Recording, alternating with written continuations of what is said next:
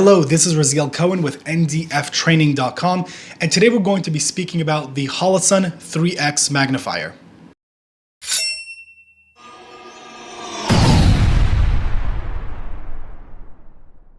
Now, to my understanding, this is probably going to be one of the first videos on YouTube or any social media platform about this optic. This optic is nothing short of a unicorn to be able to find.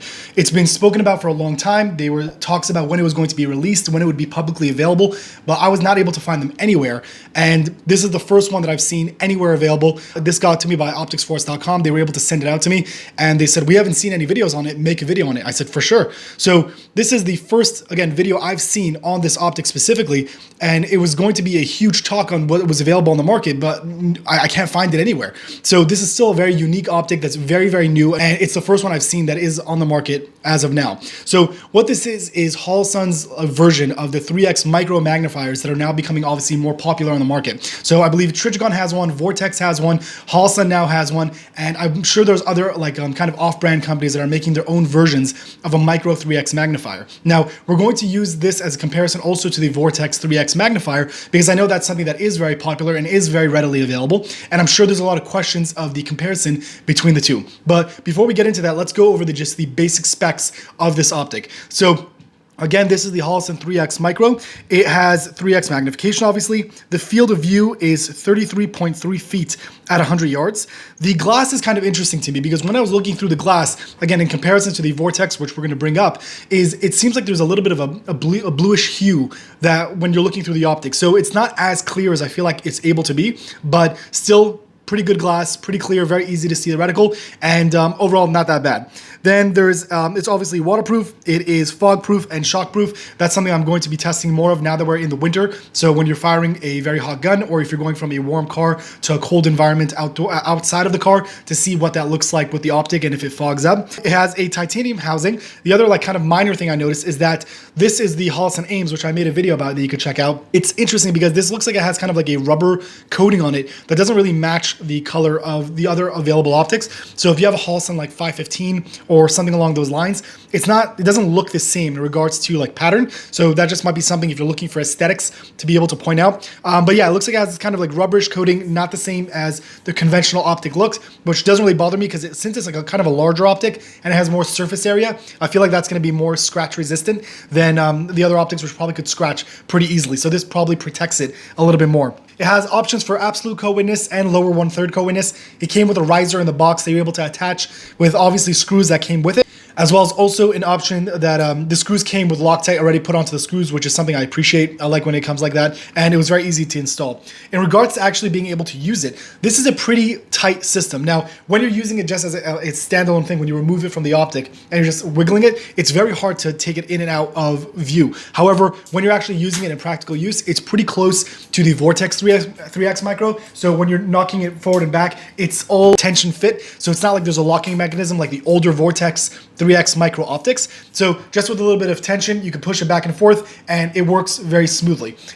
Just like any other optic, unless you're using something like the Unity mounts, it's going to be protruding off the side of the gun. I'm not sure if there's going to be an option for left-handed shooters. I'm pretty sure you could just flip it around, except the mount is going to then be backwards, which, going to that for a second, the mounting option they're using is similar to the standard mounting options that come with the standard Holosun optics, which is kind of that quick detach kind of system. I personally have become less of a fan of it just because I've had an issue with the optics coming loose in the past. However, for a 3X magnifier where it's not going to really affect your zero and it won't be that big of a problem, I don't really care. Again, for the main optics, I've now switched to using third-party manufacturers' mounts because they were much more solid than what came with the Holosuns from the factory. This is the Holosun Ames, which now has a new mounting system, which is not usually conventionally available with other Holosun products. So this one is, yeah, the mounting system I don't really care for, but since it's on a magnifier and it's not something I need to really hold zero on, that's less of a concern for me, but something, again, to be aware of. So if you want to be able to make it left-handed, it should be able to work. The mount is just going to be backwards, which doesn't really matter, and it should be fine. The other minor inconvenience I had with it is that since the mounting systems on the left side, if you have a standard charging handle, since the optic usually has to be pretty close to your eye to get a proper field of view, while you're coming back to rack the gun, you could kind of rub against it. There's nothing particularly sharp on the back of the optic, but it was just something I noticed that you might end up rubbing up against. So